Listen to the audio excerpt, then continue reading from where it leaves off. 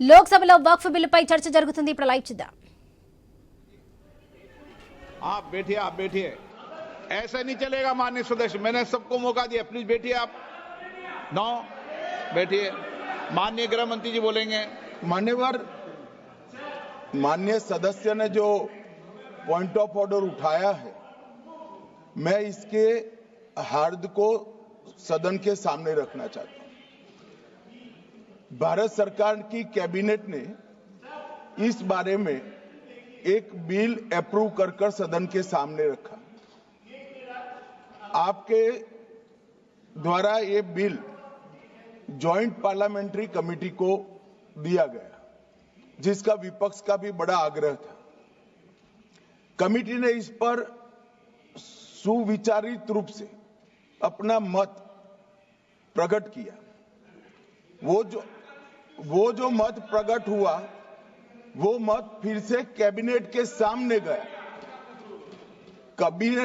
Committee के जो सुझाव थे, ये भारत सरकार की कैबिनेट ने स्वीकार किए और अमेंडमेंट के रूप में किरण रिजिजू जी लेकर आए। ये तभी होता है जब ये ऑफिशियल अमेंडमेंट कैबिनेट की अनुमोदन के बगैर आता है। मान्यवर, मैं नहीं मानता इसमें कोई पॉइंट ऑफ ऑर्डर है, और आपका ही आग्रह था कि कमेटी जॉइंट पार्लियामेंट्री कमेटी बने। अगर कमेटी ने कोई बदलाव ही नहीं करने हैं तो ये कांग्रेस जैसी कमेटियां नहीं, हमारी लोकतांत्रिक कमेटी है मान्यवर, जो दिमाग चलाती है। कांग्रेस के जमाने में कमेटियां होती थी जो थप्पा लगाती थी। हमारी कमेटी चर्चा करती है, चर्चा के आधार पर विचार करती है और परिवर्तन करती है। अगर परिवर्तन को स्वीकार ही नहीं करना है तो कमेटी काहे को लिए है भाई?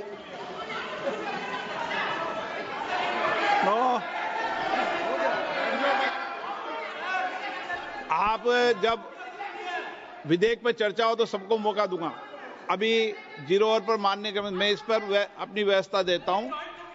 माननीय सदस्यगण श्री एन.के. प्रेमचंद्रन जी ने जो प्रश्न उठाया है, वक्फ संशोधन विधेयक 2025 पर संयुक्त समिति में विधेयक कुछ खंड जोड़ दिए गए जो विधेयक के दायरे से बाहर हैं। इस विषय पर मैं माननीय सदस्यों का ध्यान कौल और शकदर द्वारा रचित संसदीय पद्धति और प्रक्रिया की ओर आकर्षित करना चाहता हूं कि संयुक्त समिति की किसी भी विधेयक में संशोधन करने की शक्तियां बड़ी व्यापक और विस्तृत है। समिति किसी भी विधेयक में पूर्ण रूप से संशोधन कर सकती है या उसको पूर्णतः नया प्रारूप तैयार कर सकती है तथा विधेयक के सिद्धांत में परिवर्तन किए बिना उसका पूरा नाम और संक्षिप्त नाम भी बदल सकती है। इस प्रकार समिति किसी विधेयक में नए उपबंध सम्मिलित कर सकती है तथा विधेयक की व्याप्ति की समिति कर सकती है। विगत में कई संयुक्त समितियों ने विधेयकों में ऐसे संशोधन किए हैं। श्री किरण रिजिजू जी।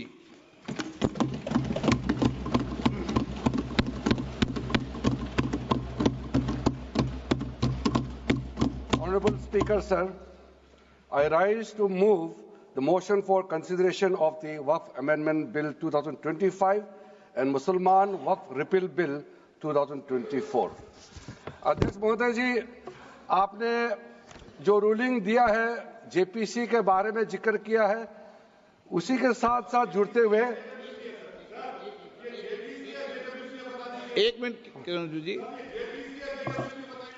एक मिनट श्री सोगत राय जी संशोधन संख्या 108 को प्रस्तुत करें। आप बोल रहे थे ना? हाँ।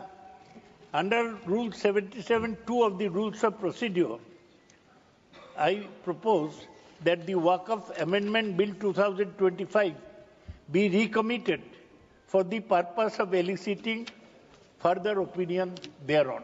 ओके, माननीय मंत्री जी अब 12 और 16 पर अपना वक्तव्य दें।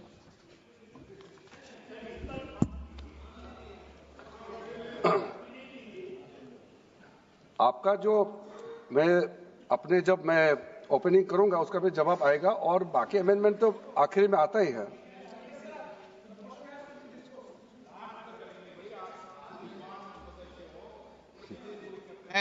चलिए माननीय मंत्री जी। माननीय अध्यक्ष महोदय, हम सबको बहुत डिटेल में जाने का भी आवश्यकता नहीं है। कमेटी के बारे में उसका जिक्र काफी हो चुके हैं, लेकिन मैं इतना कहना चाहता हूं कि जो कमेटी इस बार दोनों सदन लोकसभा राज्यसभा मिला करके ज्वाइंट कमेटी में वक्फ अमेंडमेंट बिल पे जो चर्चा हुई है, आज तक भारत के संसदीय इतिहास में इतना व्यापक रूप से चर्चा, कंसल्टेशन और समय कभी नहीं दिया है। इसलिए मैं जो ज्वाइंट कमेटी में जितने मेंबर्स दोनों सदनों के लोकसभा और राज्यसभा में जो सदस्य उस कमेटी में थे, मेरे तरफ से सरकार की ओर से मैं धन्यवाद देता हूं, अभिनंदन करना चाहता हूं। अध्यक्ष महोदय जी, कुल मिलाकर के 97,27,772 याचिकाएं ऑनलाइन, फिजिकल, मेमोरेंडम के रूप में, रिक्वेस्ट के रूप में और सुझाव के रूप में पूरे तरह से सरकार ने देखा है। वो जेपीसी के माध्यम से हो या डायरेक्ट दिया हो, हमने सब उसको देखा है। इससे बड़ा कभी भी, इससे ज्यादा संख्या में किसी भी बिल के ऊपर में लोगों का याचिकाएं नहीं आया आज तक। कुल मिलाकर के 284 डेलीगेशन ने अलग अलग समुदाय के जो स्टेक होल्डर्स है, उन्होंने कमेटी के सामने में अपने बात को रखा है, सुझाव भी दिया है। 25 स्टेट गवर्नमेंट और यूनियन टेरिटरीज का वक्फ बोर्ड ने अपना सबमिशन भी पेश किया गया है। इसके अतिरिक्त कई लीगल लुमिनरीज, विद्वान लोग हैं हमारे समाज में, कम्युनिटी लीडर्स हैं, अलग अलग धार्मिक संस्थाओं का प्रतिनिधि, charitable organisation, civil society, academicians, researchers, policy makers, सब ने इस कमेटी के सामने में पेशकश किया है। उसके साथ साथ मैं कहना चाहता हूं सर, आज जब मैं जो बात रखूंगा आपके सामने में, पिछली बार जब हमने ये प्रस्तुत किए थे बिल को इस सदन में, तब भी मैंने कई बातें बताई थी।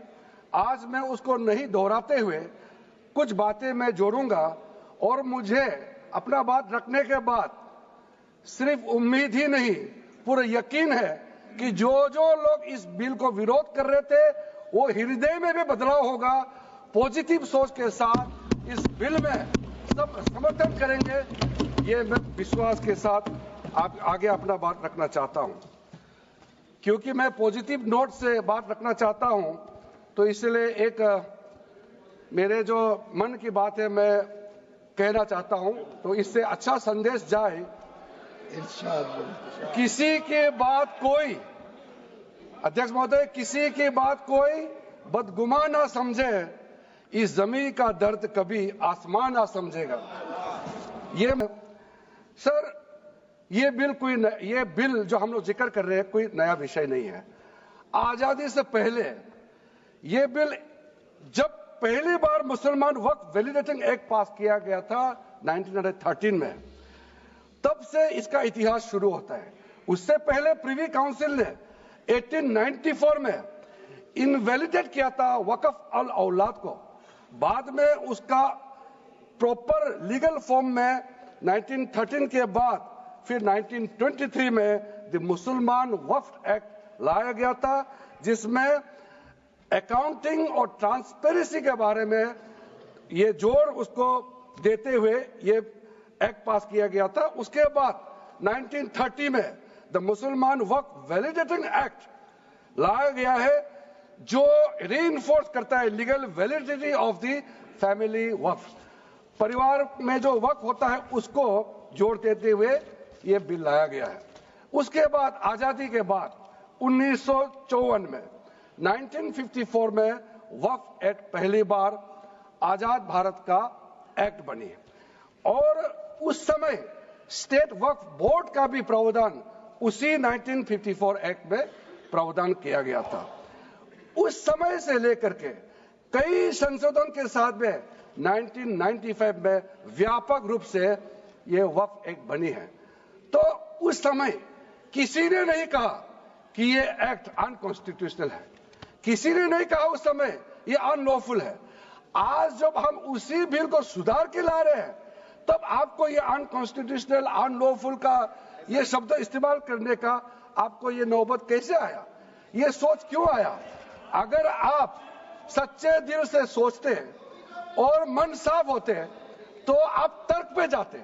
इस संशोधन बिल में जो जो तर्क है आप उसमें बात कीजिए, आप उसको छोड़ के जो कोई लेना देना नहीं है बिल में उसका बात आप लेकर के लोगों को गुमराह करने का, बरगलाने का काम जो किया है उसको मैं शुरू में साफ करना चाहता हूं। अध्यक्ष महोदय जी, 1995 में ट्राइब्यूनल का पहला व्यवस्था किया गया है ताकि वक्फ बोर्ड का कोई भी निर्णय किसी को अगर पसंद नहीं है या उसको चैलेंज करना चाहता है तो वक्फ ट्राइब्यूनल वहां आप जा सकते हैं। उसका प्रावधान पहले बार हुए हैं और उस समय यह भी फैसला हुआ कि 5 लाख से ज्यादा आमदनी किसी वक्फ प्रॉपर्टी में है उसके लिए सरकार एग्जीक्यूटिव ऑफिसर्स अपॉइंट किया जाएगा। ये भी 1995 में शुरुआत की है। अध्यक्ष महोदय जी, ये आज एक ट्रिगर पॉइंट क्यों हुआ है? ये अमेंडमेंट बिल लाने का आवश्यकता सबसे ज्यादा शुरुआत कहां से हुई? मैं संक्षेप में बताना चाहता हूं। 2013 में 2014 में हम सब चुनाव में गए और चुनाव में जाने से पहले 2013 में कुछ कदम ऐसे उठाए गए हैं जो आप सुन करके, आप सदस्य के रूप में भी और इस देश का नागरिक होने के कारण आपके दिमाग में यह बात जरूर सवाल उठेगा कि ऐसा कदम क्यों उठाया गया है। सर, 2013 में पहला यह बदलाव हुआ कि इस देश में कोई भी आदमी, कोई भी इंसान, चाहे वो हिंदू हो, मुसलमान हो, सिख हो, ईसाई हो, पारसी हो, बौद्ध हो, जैन हो, वक्फ क्रिएट कर सकता है। सबको मालूम है वक्फ एक मुसलमान का अल्लाह के प्रति अपना एक उसका एक पायस चैरिटेबल रिलीजियस पर्पस के लिए वक्फ क्रिएट किया जाता है, लेकिन उसमें डाइल्यूशन करके 2013 में कोई भी वक्फ क्रिएट कर सकता है। यह प्रावधान सबसे पहले उस समय की यूपीए सरकार ने किया है। दूसरा, आपने सारा वक्फ को स्पेसिफिक कर दिया कि शिया बोर्ड में शिया ही रहेंगे, सुन्नी बोर्ड में सिर्फ सुन्नी ही रहेंगे और कोई भी बोर्ड हो सिर्फ उनके लोग ही रहेंगे, बाकी कोई उसमें आ नहीं सकता है। ऐसा आपने प्रावधान किया। तीसरा, 2008, सर आप शांति से सुनने के बाद आप जो भी पूछेंगे हमारा रिप्लाई तो आएंगे ही सर। डिबेट का आखिरी में है, मेरा फिर से रिप्लाई होगा। तो अभी मैं जब शुरुआत में कुछ दृष्टिकोण रख रहा हूं, इसमें कोई हस्तक्षेप ना करे, ध्यान से सुनिए ताकि हमारा डिबेट का स्तर भी ऊंचा रहे और तर्क भी सामने में आ जाए। सर, एक प्रावधान आया सेक्शन 108। उस सेक्शन 108 में यह लिखा गया है कि वक्फ बोर्ड का जो प्रावधान है इस देश में कोई भी मौजूदा कानून के ऊपर में रहेगा, ओवरराइडिंग इफेक्ट रहेगा। ऐसा आपने कानून बनाया है। इस देश में ऐसा कानून कैसे मंजूर कर सकते हैं अध्यक्ष महोदय जी? हर कानून अपना अपना हिसाब से चलता है, लेकिन एक कानून दूसरे कानून के ऊपर में ओवरराइडिंग इफेक्ट होगा, ये कोई भी मान्यता नहीं दे सकता है। उसके बाद सर, मैं कुछ प्रोपेगेंडा साथ में जुड़े हुए हैं। उससे पहले जो 2013 में मुझे भी बहुत ताज्जुब हुआ कि ये पास कैसे जबरदस्ती करवाया है। 2013 में वक्फ पे यूजर जो आपने प्रावधान डाला, उसके बाद 1970 से एक केस चल रहा था दिल्ली के अंदर में। दिल्ली के अंदर में हमारा सीजीओ कॉम्प्लेक्स है, पार्लियामेंट बिल्डिंग है, कई प्रॉपर्टीज है और इसको वक्फ बोर्ड, दिल्ली वक्फ बोर्ड ने क्लेम किया कि ये वक्फ प्रॉपर्टीज है। उसके बाद ये केस चल रहा था अदालत में। उस समय यूपीए सरकार ने पूरा सारा जमीन को डी नोटिफाई करके वक्फ बोर्ड को दे दिया। 123 प्रॉपर्टी। अगर आज हम ये संशोधन लेके नहीं आते तो जिस सदन में हम बैठे हैं, ये पार्लियामेंट बिल्डिंग, इसको भी क्लेम किया जा रहा था। एयरपोर्ट, बसंत विहार, और नरेंद्र मोदी जी का सरकार नहीं आते, अगर यूपीए का सरकार कंटिन्यू रहता तो क्या क्या बिल्डिंग को डी नोटिफाई किया जाना था।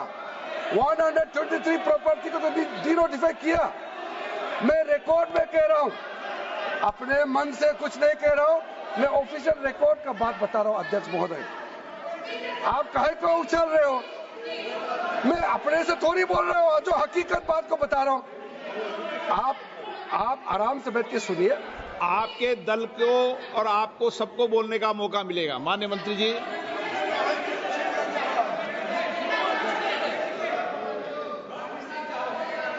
सर मैं फिर से कह रहा हूं, मैं एक शब्द अपने ओर से नहीं कह रहा हूं, जो घटना है, जो हकीकत है, यही कह रहा हूं। इनको इसमें इतना उछालने का, उत्तेजित होने का कोई मतलब ही नहीं है सर। अध्यक्ष महोदय, मैं आपके माध्यम से सदन को कहना चाहता हूं कि जो संवैधानिक बात उठा करके लोगों को गुमराह करने का जो प्रयास किया जा रहा है, उसको भी देश के सामने में सही बात रखना बहुत ही जरूरी है। एक बात बार बार इन लोगों ने कहा गया है कि ये जो वक्फ अमेंडमेंट बिल है, ये आर्टिकल 25, आर्टिकल 26, आर्टिकल 30 का उल्लंघन करता है करके इन्होंने इल्जाम लगाया। पढ़ चुका हूं, आप पढ़ लो। कभी भी डिबेट के बीच में पॉइंट ऑफ ऑर्डर नहीं होता है। व्यवस्था दे दी है, पंथवाना कभी। माननीय मंत्री जी बोलिए। अध्यक्ष महोदय, दूसरा विषय इन्होंने समानता का बात उठाया। आर्टिकल 14 का इक्वालिटी को लेकर के उन्होंने सवाल उठाया, उसका भी मैं जवाब देना चाहता हूं। अध्यक्ष महोदय, ये कोई तरीका नहीं है। माननीय अध्यक्ष की व्यवस्था अंतिम व्यवस्था होती है। बोलिए मंत्री जी, आप बोलते जाओ। अध्यक्ष महोदय, क्योंकि मेरा कान खुला हुआ है तो ये डिस्टर्ब हो रहा है मुझे। मैं अभी ये पैन की बात करता हूं। अध्यक्ष महोदय, ये वक्फ बोर्ड का जो काम है, ये बेसिकली वक्फ प्रॉपर्टी को जो संभालने वाले मुतावली और जो वक्फ प्रॉपर्टी को व्यवस्था करते हैं, उसको संचालित करने के लिए ये गवर्नेंस का, सुपरविजन का एक प्रावधान है। किसी भी तरीके से वक्फ बोर्ड वक्फ प्रॉपर्टी को मैनेज नहीं करता है। वक्फ बोर्ड वक्फ प्रॉपर्टी मैनेजमेंट में हस्तक्षेप नहीं करता है। आप साफ साफ सुन लीजिए, अगर इसके पास तर्क नहीं है तो इस तरह यहां डिस्टर्ब करके बहस का स्तर को गिराने से कोई फायदा नहीं है सर। ये कोई तरीका नहीं है सर। बोलते जाओ सर, वक्फ बोर्ड का क्रिएट करना, एक जो वाकिफ होता है, जो अपना विलिंगली वक्फ क्रिएट करता मैंने है। व्यवस्था दे दी है। आप जब समय हो तो बोले नो, प्लीज बैठिए। ये तरीका ठीक नहीं है आपका। बैठिए आप। नो, बैठिए। माननीय मंत्री जी, सूची है 2013 की प्रॉपर्टी निकाल बताना सूची मंगा के देते भी।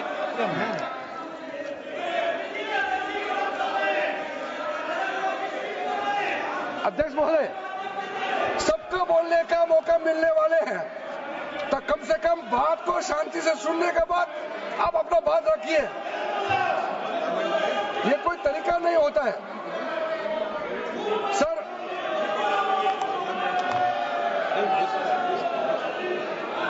अध्यक्ष महोदय, ये जो उन्होंने गुमराह करने का कोशिश किया गया है, ये मैं कुछ केसेस आपको बताना चाहता हूं सर। आप देखिए, आर्टिकल 25(1) क्या कहता है, संविधान का अनुच्छेद आर्टिकल 25(1) कहता है, subject to public order, morality and health, and to the other provisions of this part, all the persons are equally entitled to freedom of conscience and the right freely to profess, practice and propagate religion.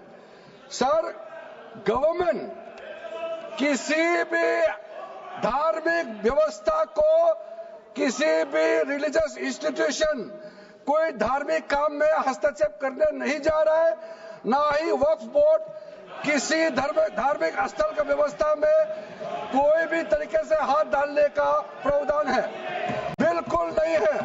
Sir, आप अगर हम कोई नमाज, sir ये क्या झूठ बोल रहे हैं? ये कॉन्स्टिट्यूशन, हम कॉन्स्टिट्यूशन का प्रावधान पढ़ रहे हैं, फिर भी झूठ बोल रहे हैं। ये कॉन्स्टिट्यूशन को नहीं मानते हैं। सर, किसी मस्जिद का मैनेजमेंट को हम हस्तक्षेप करने का कोई इसमें प्रावधान नहीं लिया जा रहा है। एक मिनट माननीय सदस्य, आप भारत की संसद में बैठे हो, गरिमा मर्यादा बनाए रखो, बैठे बैठे टिप्पणी मत करो। हाँ, आपको जब मौका मिलेगा आप अपनी बात कहना, बैठे बैठे टिप्पणी नहीं कर सकते, ये संसद की मर्यादा नहीं है, ऐसे नहीं चलेगा सदन। सदन व्यवस्था नियम से चलेगा। किसी भी व्यक्ति को बैठे बैठे कोई भी सदस्य जो बोल रहा हो उसके बीच में टिप्पणी करने का अधिकार नहीं है। माननीय मंत्री जी। अध्यक्ष महोदय जी, ये वक्फ बोर्ड का जो प्रावधान किसी मस्जिद, किसी मंदिर, किसी धार्मिक स्थल का व्यवस्था का कोई लेना देना नहीं है। ये सिंपली एक प्रॉपर्टी का मैनेजमेंट का विषय है। ये कोई मुसलमान अपना ज़कात देता है, फितरा देता है, उसको हम पूछने वाला कौन होते हैं? ये आपका धार्मिक भावना से जुड़े हुए चीज है, उसमें सरकार का कोई लेना देना नहीं है। लेकिन ये वक्फ प्रॉपर्टी का मामला है, लेकिन वक्फ प्रॉपर्टी का मैनेजमेंट करता है, मुतवालिज करता है। ये आपको इतना बेसिक ये फर्क जो है अगर समझ में नहीं आते या जानबूझ करके आप नहीं समझना चाहते हैं तो मेरा पास इसका कोई इलाज नहीं है। अध्यक्ष महोदय जी, ये आपके माध्यम से मैं फिर से कहना चाहता हूं कि ये सर क्या ये ऐसा बहस नहीं होता है जी। आप लोग का तर्क रखने का समय में बोलिए, ये बीच में कमेंट पास करने से सर हमारा पॉइंट का फ्लो भी बिगड़ता है और आवाज में ठीक नहीं हो, अब आवाज में ठीक से नहीं जाएगा। आप क्या चीज को जवाब देंगे? सर इसमें मैं कई ऐसे केसेस है जिसको मैं रेफर कर सकता हूं, लेकिन सदन में 3 केसेस का मैं रेफर करूंगा तो दूध का दूध पानी का पानी हो जाएगा कि ये धार्मिक व्यवस्था से कोई लेना देना नहीं है। आपको मैं पहला एग्जांपल देना चाहता हूं, सैयद फजल पकुया तंगल वर्सेस यूनियन ऑफ इंडिया। इसमें क्या केरला हाईकोर्ट का फैसला है। केरला हाईकोर्ट ने कहा the Waqf board is a statutory body, pure and simple, it is not a representative body of the Muslim community. ये हाईकोर्ट का ऑर्डर है। उसके बाद इलाहाबाद हाईकोर्ट का ऑर्डर भी सुन लीजिए, Hafiz Mohammad Zafar Ahmad versus UP central Sunni board of Waqf का जजमेंट सुन लीजिए। A mutawali's right is purely a right of management of the property and is not a proprietary right. The duties of a mutawali are purely of a secular character. His duties are not of a religious character. इतना clear cut ruling है। तीसरा, तिलकायत श्री गोविंद लाल जी महाराज versus state of Rajasthan. इसमें high court ने क्या कहा, supreme court ने क्या कहा, right to manage the properties of the temple. अब देखिए मंदिर का भी इसमें एग्जांपल लिया गया है। Right to manage the properties of the temple is purely a secular matter and cannot be regarded as a religious practice. Properties of temple, temple नहीं, temple का जो property है, उसी प्रकार से आप बार बार कहना कि मुसलमानों का अधिकार में गैर मुसलमान कैसे आ रहा है, ये तर्क ही नहीं बनता है। आप ये आज से ये बात बोलने के लिए बंद कीजिए। सर 2013 में जो काम किए गए हैं उसमें मैं एक चीज जिक्र करना चाहता हूं। इलेक्शन आने वाला था, बहुत ही कम दिन बच गए थे, इलेक्शन कोड ऑफ कॉन्डक्ट लगने ही वाला था। हम सबको मालूम है अप्रैल और मई में चुनाव हुआ था। 5 मार्च 2014 को उस समय का यूपीए सरकार ने 123 प्राइम प्रॉपर्टीज को जो housing and urban development ministry का तहत आता है उसको आपने दिल्ली वक्फ बोर्ड को ट्रांसफर कर दिया। क्या जरूरत था? कुछ दिन बाकी था चुनाव होने के लिए, आप इंतजार तो करते। आपने सोचा ये करके वोट मिलेंगे, लेकिन आप तो चुनाव तो हार गए, तो फायदा क्या हुआ? ऐसा काम करने से वोट नहीं मिलता है। इसलिए लोग इंटेलिजेंट है, हमारे देश के लोग समझदार है, इसलिए वोट बैंक का राजनीति के बिना हम अच्छे सोच के साथ में आज इस सदन में फिर से आए हैं। कुछ एनोमलीज है इस बिल में, तो इसको बदलना जरूरी था। मैंने एक पहले भी इसका जिक्र किया था कि आपने कहा कोई भी हिंदुस्तानी, कोई भी भारतीय वक्फ क्रिएट कर सकता है। वो 95 में ऐसा नहीं था, आपने 13 में बदलाव किया, उसको हमने फिर से 1995 का प्रावधान को फिर से रिवाइव करते हुए ये हमने जोड़ा है कि वक्फ वही क्रिएट कर सकता है जो मिनिमम 5 साल इस्लाम को प्रैक्टिस करता है। बहुत साफ साफ शब्दों में प्रावधान रखा है। सर, जो वक्फ बोर्ड बने हैं हम उसको बहुत ही सेकुलर इंक्लूसिव बनाना चाहते हैं। आपका पुराना प्रावधान को हटा करके अब हमने कहा है कि वक्फ बोर्ड में शिया भी रहेंगे, सुन्नी भी रहेंगे, बोहरास भी रहेंगे, आगा कानिस भी रहेंगे, मुसलमानों में जो बैकवर्ड है, पिछड़े लोग हैं वो भी रहेंगे, और साथ साथ में महिला भी रहेंगे और एक्सपर्ट नॉन मुस्लिम भी रहने का प्रावधान रखा गया है। सब स्वागत करना चाहिए, इसको किसी को आपत्ति होने का कोई जरूरत नहीं है। उसके बाद सर मैं थोड़ा सा इसको विस्तार करके बताना चाहता हूं। मेरा ही खुद का एग्जांपल मैं देता हूं। मान लो मैं मुस्लिम नहीं हूं, लेकिन मैं माइनॉरिटी अफेयर्स मिनिस्टर हूं, तो मैं सेंट्रल वक्फ काउंसिल का चेयरमैन होता है। तो मेरे होने के बावजूद उसके बाद टोटल 4 नॉन मुस्लिम हो सकता है वक्फ बोर्ड वक्फ काउंसिल में मेंबर, और उसमें मैक्सिमम 4 नॉन मुस्लिम के साथ साथ में 2 महिला कंपलसरी है। 2 महिला होना ही चाहिए सर। उसके बाद सर स्टेट अभी आप पूरा वक्फ बोर्ड देख लीजिए, महिला कहाँ है? महिला को भी रखा ही नहीं है, वो सिर्फ बातें करते हैं। सर 22 सर मैं स्पेसिफिक बताना चाहता हूं।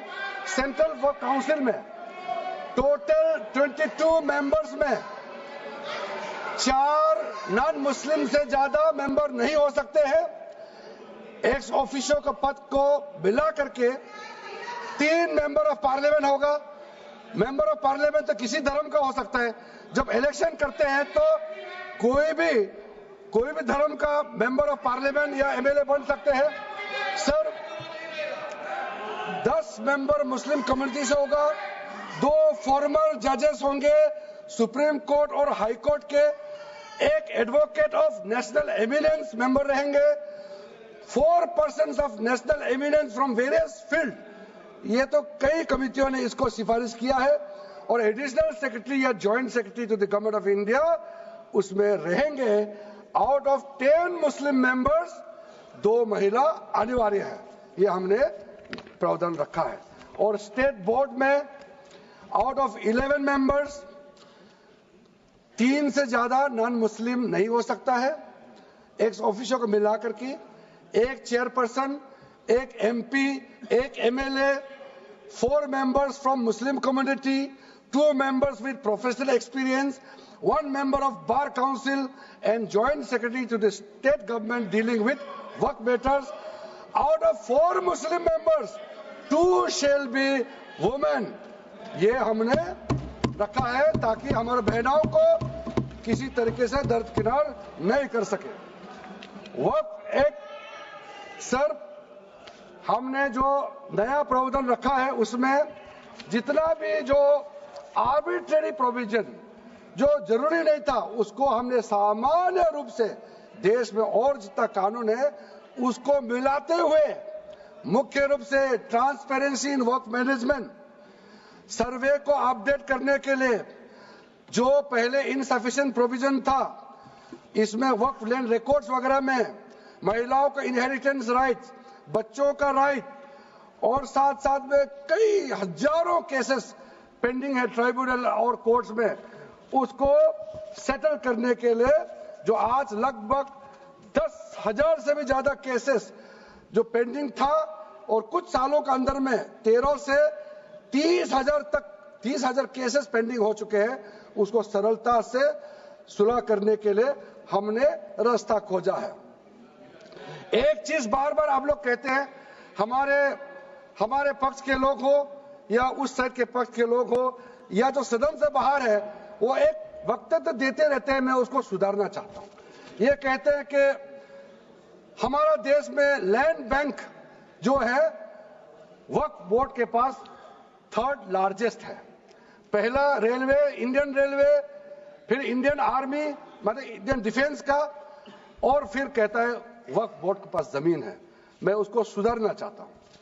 सर, आप भी तो ट्रेन में चलते हैं, हम लोग भी ट्रेन में चलते हैं, हजारों किलोमीटर ट्रेन का पटरी लगा हुआ है, स्टेशन बना हुआ है। वो ट्रेन का पटरी लगा हुआ है, वो रेलवे का प्रॉपर्टी थोड़ी है, ये तो देश का प्रॉपर्टी है, हम लोग सब चलते हैं उसमें। इसको आप कैसे लगा सकते हैं कि रेलवे के पास इतना है, वक्फ बोर्ड के पास इतना है? वो देश का प्रॉपर्टी है। हमारा डिफेंस के पास कहता है कि 2nd लार्जेस्ट है। डिफेंस के पास जो भी ले रहे, जहां ट्रेनिंग करता है, जहां वो रहता है, या बॉर्डर एरिया में जितना डिफेंस लैंड है वो देश का रक्षा के लिए है। उसको आप कैसे वक्फ प्रॉपर्टी के साथ आप तुलना कर सकते हैं? वक्फ प्रॉपर्टी प्राइवेट प्रॉपर्टी होता है सर।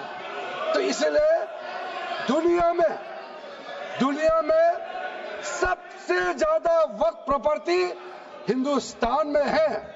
सिर्फ हमारा देश में ही नहीं, दुनिया का सबसे बड़ा और सबसे ज्यादा वक्फ प्रॉपर्टी हिंदुस्तान में है। तो फिर ये क्यों है 60 साल तक आप सरकार में रहे हैं, हमारे देश में मुसलमान इतना गरीब क्यों है? जब दुनिया का सबसे ज्यादा वक्फ प्रॉपर्टी हमारा देश में है, तो हमारा गरीब मुसलमानों का पढ़ाई के लिए, मेडिकल ट्रीटमेंट के लिए, स्किलिंग के लिए, इनकम जनरेशन के लिए क्यों काम नहीं हुआ आज तक? बताइए। ये दुनिया का सबसे बड़ा वक्फ प्रॉपर्टी अगर हिंदुस्तान में है, तो उस प्रॉपर्टी से गरीबों का उत्थान के लिए, लोगों का भला के लिए अगर ये सरकार नरेंद्र मोदी जी के नेतृत्व में गरीब मुसलमानों के लिए काम कर रहा है, तो इसमें आपत्ति क्यों होना चाहिए? आप लोग बताइए। इसलिए सर, इसको धर्म जाति से बाहर उतर करके सबको सीधा अपना दिल से पूछ करके आप सोच के देखिए कि आप जो लोग आज इस बिल को विरोध कर रहा है, आज 1 साल 2 साल नहीं, सदियों तक हमारा देश उसको याद रखेगा कौन इस बिल को समर्थन कर रहा है, कौन इस बिल को विरोध कर रहा है। आज चंद वोट के लिए, सत्ता के लिए हमारे मुसलमानों को आपने 70 साल से ज्यादा वोट बैंक बना करके गुमराह किया है। कितना और गुमराह करना चाहते हैं? अब हमारा देश में वोट बैंक का राजनीति नहीं चलेगा। इसलिए मैं कहना चाहता हूं, जब हमारा देश में इतना वक्त प्रॉपर्टी है, तो इसको हम बेकार में पड़ा रहने नहीं दिया जा सकता है। गरीब मुसलमानों के लिए, आम मुसलमानों के लिए इस्तेमाल करना ही पड़ेगा। उसके लिए आज के ये वक्फ संशोधन बिल जरूरत है। अध्यक्ष महोदय जी, हमारे अपने वामसी पोर्टल में हमारे मंत्रालय के वामसी पोर्टल में हमने रिकॉर्ड देखा है। सचर कमेटी जो आपने बनाया है 2006 में, उन्होंने भी ये बारे में काफी डिटेल में जिक्र किया हुआ है। सर 2006 में 4.9 लाख वर्क प्रॉपर्टी था और उसका इनकम कितना था मैं बता दूं आंकड़ा सर, आप कहेंगे 4.9 लाख वर्क प्रॉपर्टी में टोटल इनकम था 163 करोड़। कौन खाते थे? 163 करोड़। और आपने 2013 में बदलाव करने के बाद आज इनकम कितना बढ़ा है वो भी मैं बता देता हूं। हो गया 166 करोड़। 3 करोड़ बढ़ा है। कैसे मंजूर कर सकता है हम लोग इस महान सदन में बैठ करके? अगर इतना 10 सालों के बाद भी दुनिया का सबसे ज्यादा प्रॉपर्टी का टोटल इनकम जनरेशन 3 करोड़ बढ़ता है तो ये हम कभी मंजूर नहीं कर सकता अध्यक्ष महोदय। इसलिए उस समय कहा गया था, मैं अभी का नहीं बता रहा हूं, सचर कमेटी समय में भी कहा गया है कि अगर थोड़ा सा एफिशिएंटली मैनेज करता तो 12,000 करोड़ पर ईयर तो उसी समय जनरेट हो जाना चाहिए था नॉर्मल मार्केट रेट से। और 12,000 करोड़ अगर वो प्रॉपर्टी से रेवेन्यू जनरेशन करता है कितना लाखों करोड़ों मुसलमानों को फायदा होगा, आप सोच के देखिए।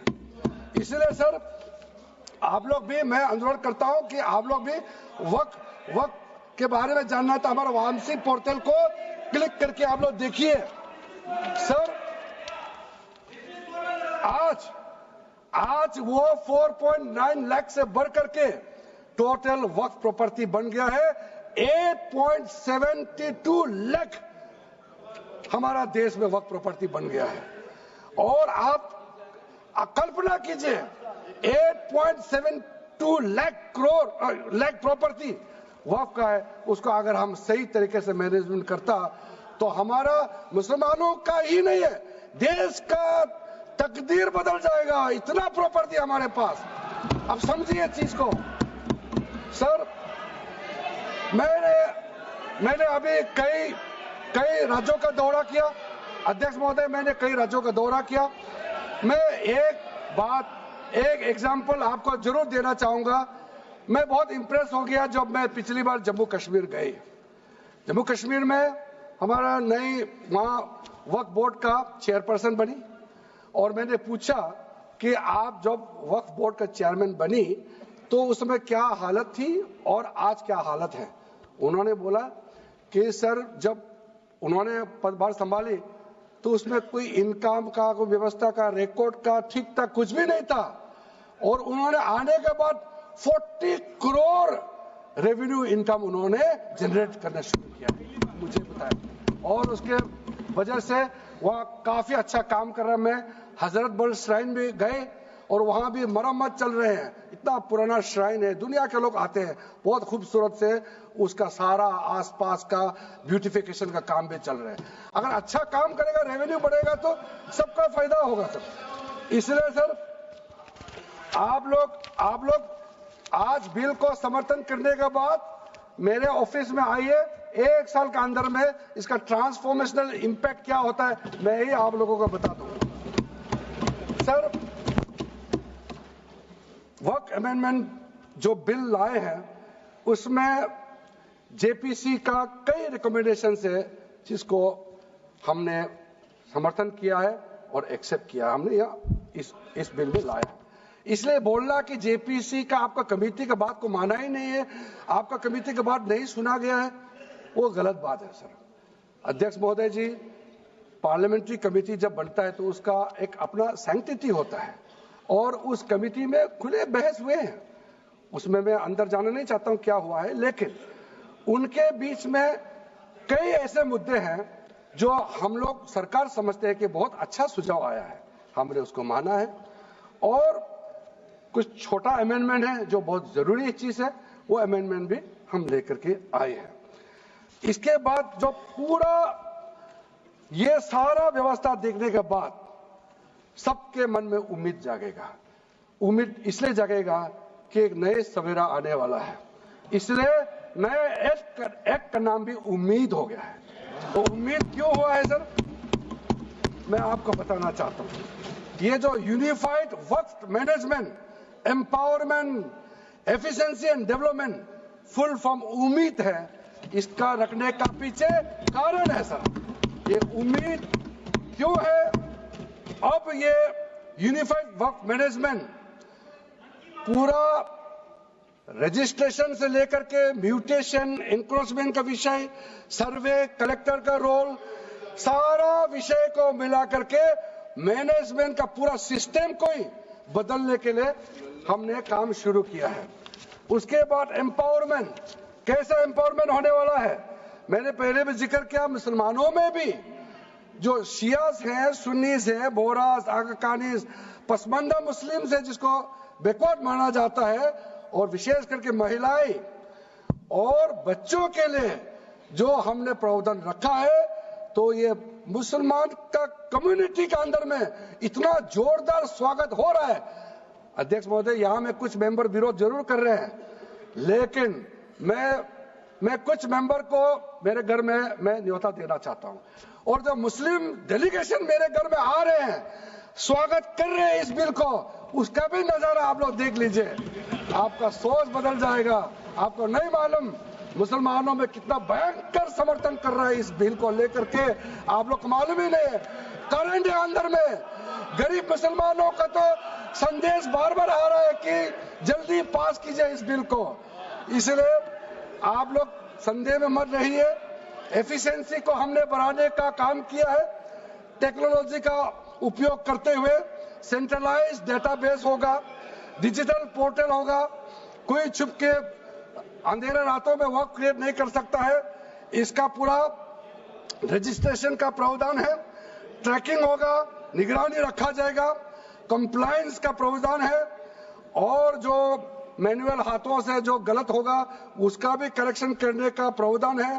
ब्यूरोक्रेटिक डिले होता है उसका भी समाधान हमने पूरा बिल में तरीका बना के रखा हुआ है, और आखिर में इसका ऑडिट प्रॉपर होना चाहिए। तो ऑडिट का भी प्रावधान हम लोग राज्य सरकार के ऊपर में छोड़ रहा है, क्योंकि आखिर तो सारा प्रॉपर्टी का अथॉरिटी राज्य सरकार का है। बोर्ड का अपॉइंटमेंट भी राज्य सरकार को करना है, केंद्र सरकार का कोई रोल नहीं है। लैंड स्टेट सब्जेक्ट है, सारा राज्य सरकार को ही करना है। इसलिए राज्य सरकारों को हम फुल अथॉरिटी देने के साथ साथ हमारा जो मंत्रालय है वो ऑनलाइन हमेशा जुड़ा रहेंगे कि जो वर्क प्रॉपर्टी क्रिएट किया गया है उसका स्टेटस है वामसी पोर्टल से मिला करके हम लगातार टच में रहेंगे।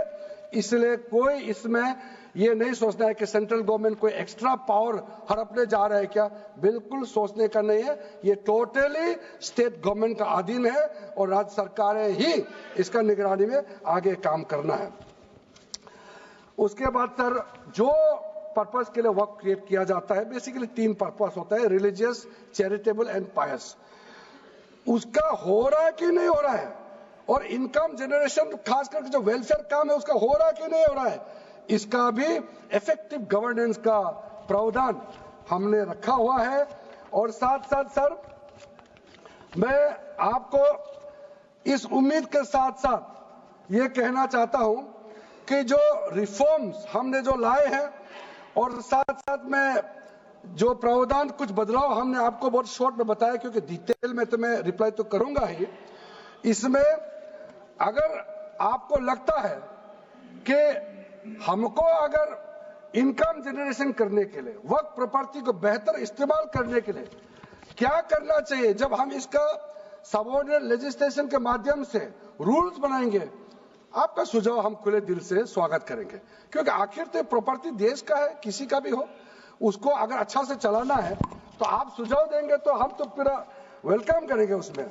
इसलिए आज मैं मेंबरों के साथ साथ जो कई दरगाह है, कई मस्जिद के इमाम है, कई लोग जो मुझे मिले, उन्होंने भी बहुत अच्छा सुझाव दिया है। उसको डिटेल में मैं यहाँ कहना नहीं चाहता हूँ, लेकिन हम रिकॉर्ड में रखा है। कई अच्छे अच्छे सुझाव हमारे पास आए हैं, वो भी हमने नोट करके रखा है। एक इंपॉर्टेंट पॉइंट को मैं अब आपके सामने में रखना चाहता हूं। ये जो हमने एक डेफिनेशन में जो बदलाव लाया है, इस डेफिनेशन में बदलाव का सबसे बड़ा मतलब यह है कि मुसलमानों में भी जो वक्फ के अंदर में अपना प्रॉपर्टी, वक्फ प्रॉपर्टी इस वक्फ बोर्ड के प्रावधान से गवर्न करना चाहते हैं, मोस्ट वेलकम है। अगर वो ट्रस्ट के माध्यम से अपना प्रॉपर्टी का अलग तरीके से वक्फ करना, वो चलाना चाहता है, मैनेज करना चाहता है, उसके लिए भी छूट दिया गया है। तो इसमें जो आप लोग बार बार कहते हैं कि वक्फ बोर्ड में गैर मुसलमान कैसे आ रहा है, इसका मैं छोटा सा एग्जांपल देना चाहता हूं। अभी हम लोग किसी धर्म, किसी जाति का हिसाब से तो हम एमपी नहीं बने हैं, हम तो ऐसे सिटीजन होकर के एमपी बने हैं। तो अगर मेरा कॉन्स्टिट्यूंसी वाला हमको कहेंगे कि किरण रिजिजू मेरा यहाँ नहीं आ सकता है, हमारा धर्म और तुम्हारा धर्म अलग है, तो कैसे होगा? मैं तो एज एमपी, मेरे पास अथॉरिटी है, मैं जा सकता हूँ। उसी प्रकार से आपका ट्रस्ट है, ट्रस्ट को चलाता है चैरिटी कमिश्नर। तो ट्रस्ट वाला कैसे कहेंगे कि चैरिटी कमिश्नर मेरा जात का ही होना चाहिए? चैरिटी कमिश्नर तो गवर्नेंस को संभालने के लिए है, चलाता तो ट्रस्ट है। उसी प्रकार से आप कैसे कह सकते हैं कि मेरा वक्फ प्रॉपर्टी को देखने के लिए वक्फ बोर्ड में गैर मुसलमान नहीं हो सकता है? आप कैसे कह सकते हैं? ये तर्क आप थोड़ा गहराई से सोचिए, क्योंकि ये बार बार कहा गया है, मैं नाम नहीं लूंगा, वो बाद में तो बोलेंगे हमारे कुछ लोग हैं कि मुस्लिम का अफेयर्स में नॉन मुस्लिम क्यों आ रहा है। अरे ये धार्मिक व्यवस्था से कोई लेना देना नहीं है, मैं बार बार कह रहा हूं। इसलिए ये प्रॉपर्टी है, वक्फ प्रॉपर्टी है, आप लोग इसको समझिएगा। उसके बाद सर, ये जो हमने जो 2013 के बाद कुछ बदलाव जो किए हैं, वक्फ पे यूजर में कुछ लोग ने शंकाएं व्यक्त किया है, कह रहा कि वक्फ पे यूजर हटाने के बाद अब सरकार जो है मस्जिदें छीन लेंगे, दरगाह छीन लेंगे, मुसलमानों का प्रॉपर्टी छीन लेंगे, ऐसे बोलते हुए मैंने सुना है। इस तरह का कई जगह में बोला है। मैं इसमें साफ साफ कहना चाहता हूं, हम लोग सब हर किसी ना किसी राज्य से आते हैं। We all belong to each and every part of our country. We are together. We may belong to different states and union territories. We are all Indian. ये अथॉरिटी राज्य सरकार को हमने कैसे दिया? जो प्रॉपर्टी वक्फ यूजर को हम लोगों ने हटाने के बाद ये प्रावधान सुरक्षित किया है, ऑथोराइज किया स्टेट गवर्नमेंट को कि जो प्रॉपर्टी रजिस्टर्ड हो चुके हैं, जब आप नमाज पढ़ते हैं, रजिस्टर्ड है, डॉक्यूमेंट है, उस पे कोई हस्तक्षेप नहीं होगा। ये कानून प्रोस्पेक्टिव है, रेट्रोस्पेक्टिव नहीं है। ये आप लोग बहुत क्लियर से सुन लीजिए, ये किसी का जमीन छीनने का कानून नहीं है। ये किसी का राइट, किसी का हनन करके उसका प्रॉपर्टी को हड़पने का नहीं है। राज्य सरकारों को अधिकार दिया गया है कि जो ऑलरेडी रजिस्टर्ड है उसका तो कोई डिस्प्यूट नहीं है, लेकिन जो डिस्प्यूटेड है, जो कोर्ट में पेंडिंग है, उसको हम यहाँ कानून बना के कैसे हटा सकते हैं? कोर्ट का पावर को तो हम ले नहीं सकते सर। इसलिए यहाँ बार बार ये लोग माइक बजा बजा करके झूठ 100 बार भी बोलो, कुछ होने वाला नहीं है। सिटीजनशिप अमेंडमेंट बिल जब लाया गया था, वही लोग हैं